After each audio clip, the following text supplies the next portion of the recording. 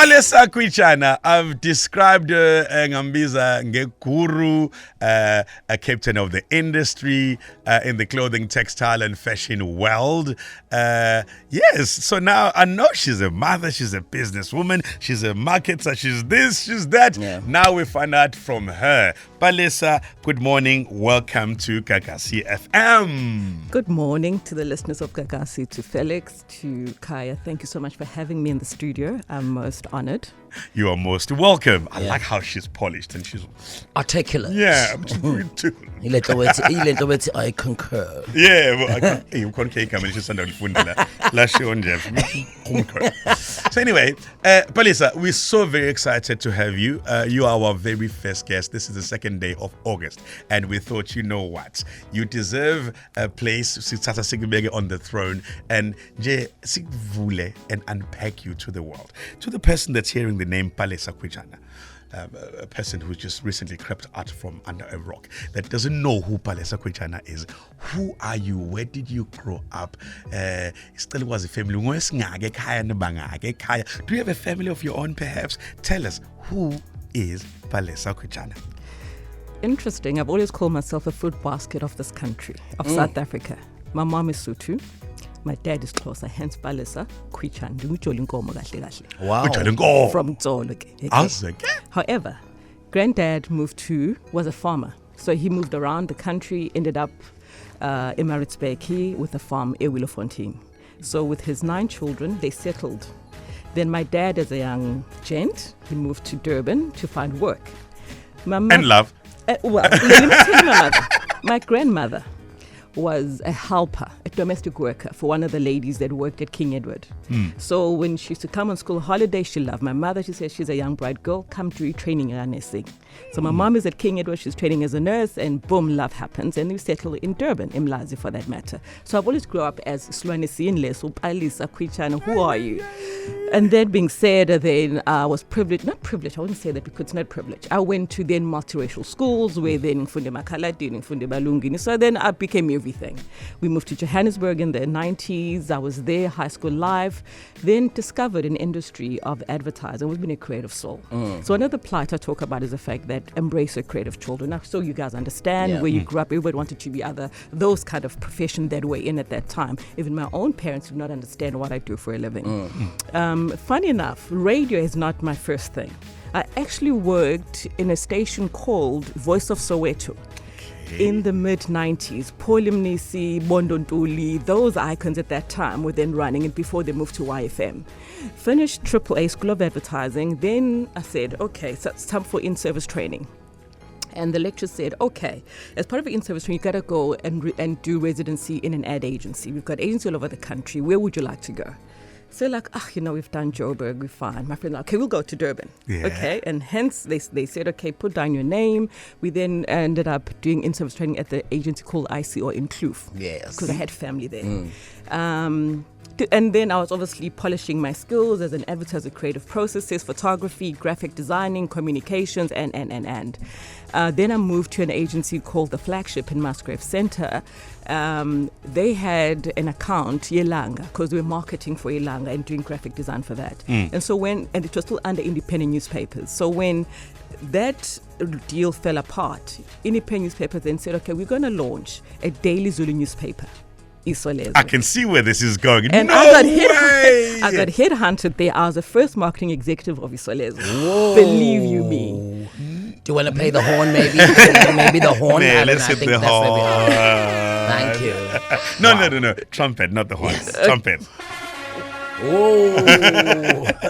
You launched Isolezo? Yes. Pilani Mkwaba was still the editor at that time. We worked Nabo Kikintuli, all of the crew.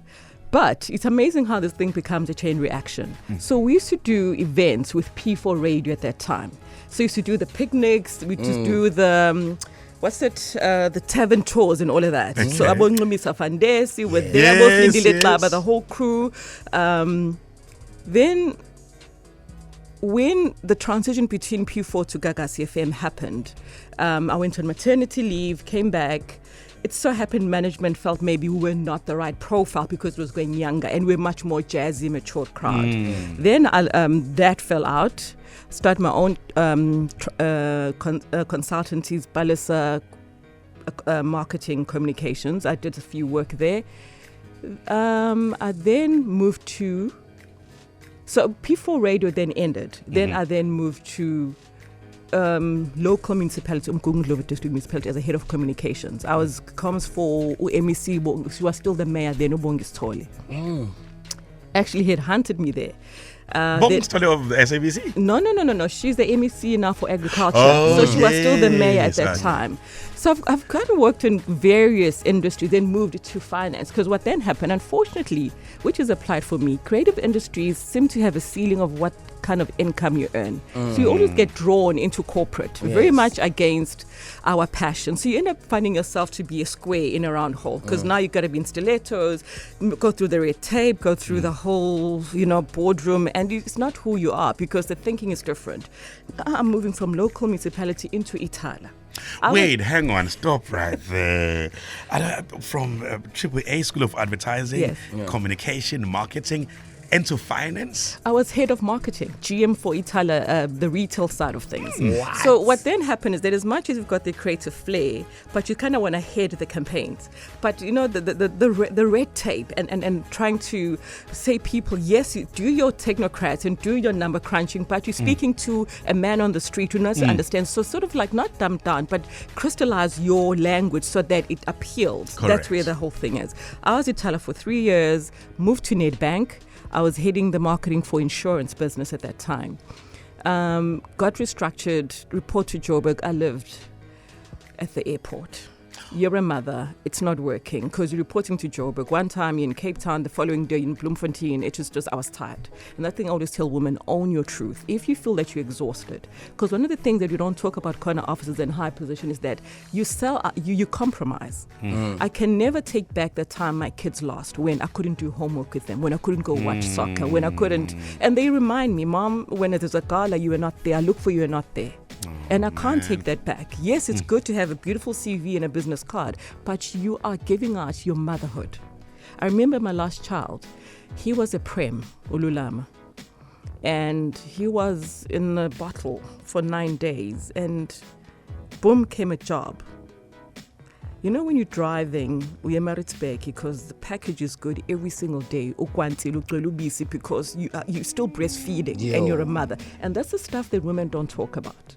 I promise you, walking into a boardroom and my blouse was wet because I have to show up. It's a job. I'm excited, but I'm leaving my baby was in a pram for 2 weeks because now in 2 weeks' time I've got a job. You're not gonna say no because then you start chasing the money, but you forget that you're also a mother and a nurturer, and that is a price you pay for success. And then we talk about the pay gaps when you have to juggle between being a mother and also being a professional and also being you.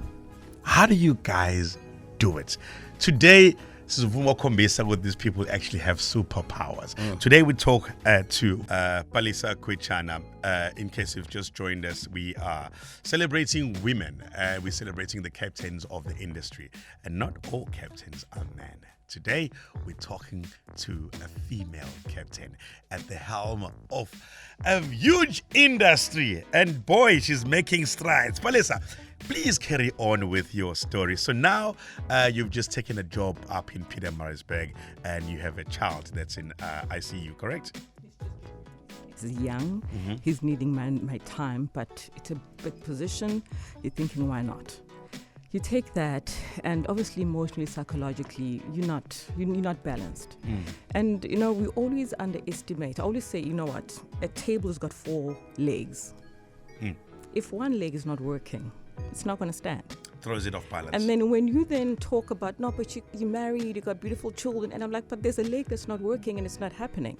And unfortunately, the plight of women in general, with patriarchy and religion, and the so-called culture that sort of subtly endorses abuse of women in many ways, because now you're going through, and I hate talking about it because it's almost like I'm slashing my ex-husband because I subsequently got divorced. It's not about that. It's about the fact that it was a phase and circumstances, because we joked about it off air.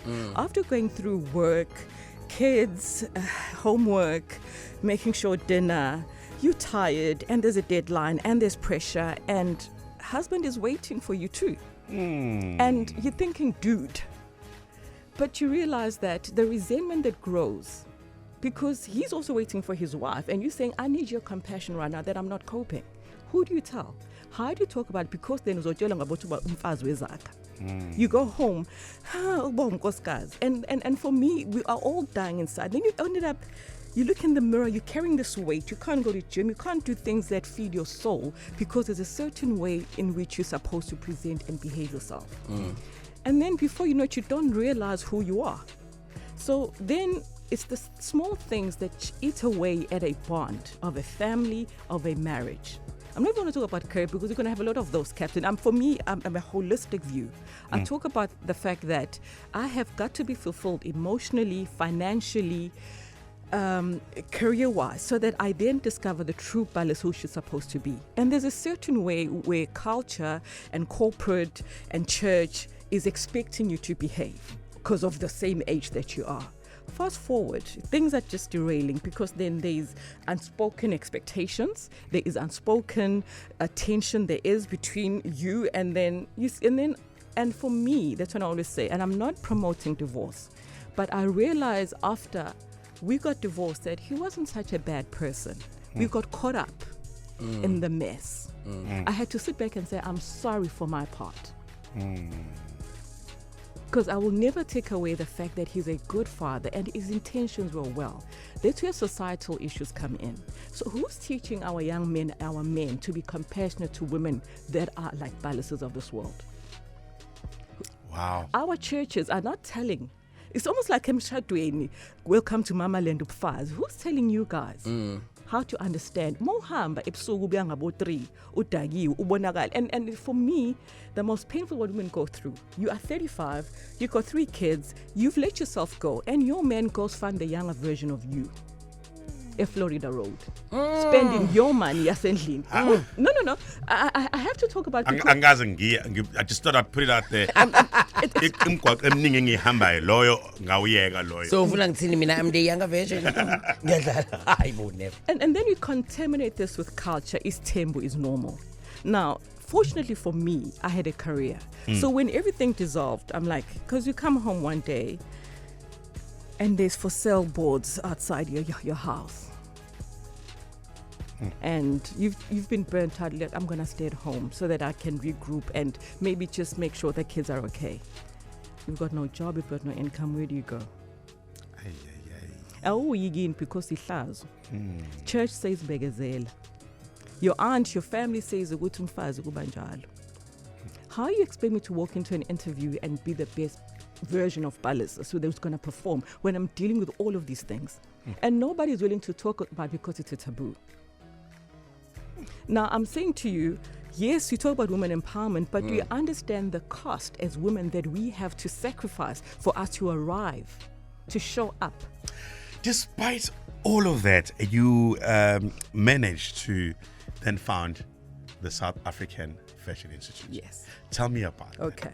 So in the dawn of all of that, my son, Usolami, has a friend, and the mom is in the space. She says, you know what? I can't believe that you're going through what you're going through. You're great. You're fashionable. Here's a position, KZN Fashion Council. And then I end up a job as a managing director. I'm like, okay, hello. So with all the experience that I've had, and in the financial institute, in the communication, in everything else, and I've been in advertising, I then say, I like what I see. Finally, I'm doing my passion. I'm putting in my professional expertise, my experience in something that I love, and I found fashion world. Then I realized, no, this is not about skinny models on the ramp and fluffy clothes. There's a whole industry, there's a whole sector there, there's a whole value chain. unfortunately, I always say, out of all sectors and industries, the creative industries are the most undermined in many aspects. I come from even at varsity level. When corporates have got bursaries to disperse, what do they say? You want your best math and science students. What happened to that creative child? Who's giving them financial support?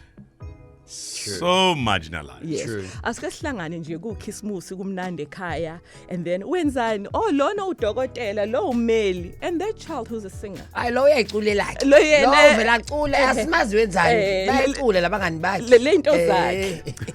Ucula mahala for Hey, the exposure. hey. Your friends would do that. Yes. Ucula exposure. Take me Add there. to that, Yeah. okay? So here you are, you're growing. You feel like, okay, I'm the embarrassment in the family because I'm not really good in maths because I'm just that creative child. So you go through that and you pull yourself through the bootstraps and say, okay, I'm going to do this. So now I'm thinking, who's giving designers financial support, investments, places to work? I put this through, and I think through the shoestring, I was able to bring the forefront of fashion and the sector and the industry to the forefront. That came to an end. I'm thinking, I'm not giving this up. I'm loving this, hence the birth of SA Fashion Institute. My plight, Felix, is as much as I want to get into the nitty-gritties of the industries, is to say, as women, there are more women sitting behind those sewing machines. There's more youth in the model, in the makeup, in the hair, in fabric, in designing that are there. And yet it's the one industry that is getting least support and least understanding. Every single time I get calls, Palesa, can you show up? I want you to come speak and then maybe bring your designers. It's the exposure game. And I'm like, hang on, before I got there, there's petrol. I gotta look good. I gotta pay my makeup artist. I've gotta pay or no treasure to say, okay, I need to look good because you've put me on some pedestal, which I don't know how, and So for me, I'm spending more money to come shop to make your event shine, and then you're gonna say you're gonna give me exposure. It's so skewed. So what can we do? What should be done to rectify this? Okay. Another thing, and I go hard. And if I sound bitter, so be it. So once us black people have made it, namatenda etu sabane mali sahlale masababzi sa nansamane motes neibongo namagama neibongo. Yeah. You go flaunt a brand from Italy. Fake one for that matter at times. Most of the times. But we're not there. And yet, when House of St. Luke Treasure. or whoever or Uzath come to you and say, here's my tag, you want to negotiate them. What gives? And this is a one of a kind. Yes. And then you go buy a bag for X amount of 1,000 rands. And yes, all she needs is mshini. She needs capital. You can't even give it to them. Then you realize how messed up you are as a society. And I'm saying to us, if we can do the thing of giving it back, stop negotiating black people in business. I'm not here for exposure. I got kids to feed. Leave. I've got to live. And then you come say, oh no, but as I said, since you realize that if I'm at your event, I give it credence, I should start charging appearance fees. True. I'm not- Rightfully so. Yes, because if I'm posting, I'm there. It's like, okay, khona nabo Palesa, and I own it. Okay, in wrapping up, Palesa, what do you want to say to a girl child out there? What is your advice to a girl child? I'm sick and tired of speaking to girl children. I want to talk to the nation. Patriarchy is killing our fiber. Because it's not the girl child. It's the girl child who's got absent father syndrome because you also need zalising and leave us. Who's then abono babom dalu sugar daddy ozomjola because ufuni cell phone and hair and everything and champagne. So when you tell a girl child that your looks and your beauty is all that you need in life, you are promoting a prostitute. Pretty And much. we are not empowered because also what I'm not understanding, go to Coco 15,000 rand, a Florida road, Yama Champagne. Why don't you pay for a tuition fee? So that you're empowered, because it becomes abuse, so that you don't have to stand on yourself, so that you're always going to be need. So these kids move from one sugar daddy to the other so that they stay alive. But nobody's giving them, say, start your business. What do you need? So that you stand on your own. Because for me, love that is based on power, it's not. That's an entrapment. Because I should be with a man because I want to, not because I need to. Nobody's telling. Because we can speak to girls all you want until we blue. Because even my son, Usulam, is speaking the language. I'm like, hang on, something is wrong. Societally, we're perpetuating this over. And the very same guys who grew up with absent fathers, they're doing the same thing. It's almost like your pride. It's a shame. And I get so emotional, and I know that we're digressing from what we're supposed to be talking. And then I want to say, we're not at all. We're empowering people. You know what I mean? Yeah. And then, we're shaping minds. We're influencing thoughts as we should. And the sad part, when I say I'm a feminist, because now feminism is something that has been painted and it's so misconstrued. Feminism is saying that as a woman, I need equal rights. Because now the whole pay discrepancy in the industry, opportunities, sexual harassment that you go through, and having even. Because even if you look at a structure such as a job, 9 to 5, if I'm a mother, some first world countries that are progressive, they say, I want Palesa's mind, but because of technology, must she be at work at 8? Can Palesa have flexi time to work at home because she's a mother? So even constitutionally, it's all about a man. It's not a woman's world. You know what? I want to have you again. Unfortunately, we've run out of time. Palesa Kwitshana, ladies and gentlemen. Do follow her on Instagram. Search and find Palesa Kwitshana. She's also on Twitter. She's also on Facebook. And she speaks her mind. She's a leader. She's a captain of the industry. And she is wonderful in many ways. Thank you so much for taking time to be with us today. Thank you so much for having me. Oh goodness, the whole aura around you, and I don't know, it rubs Her off head onto... is screwed on so well, it's not even funny. Guys. Okay. Before I have to say this, guys. Yeah. For all the women who are staying in toxic situations because they think, because the world told them that out of age, out of 3 kids, out of divorce, you reach your sell-by date. I found love. Oh, okay. Boom, boom, boom, boom. The Uprising with Felix and Jebs. Weekdays, 6 to 9 a.m.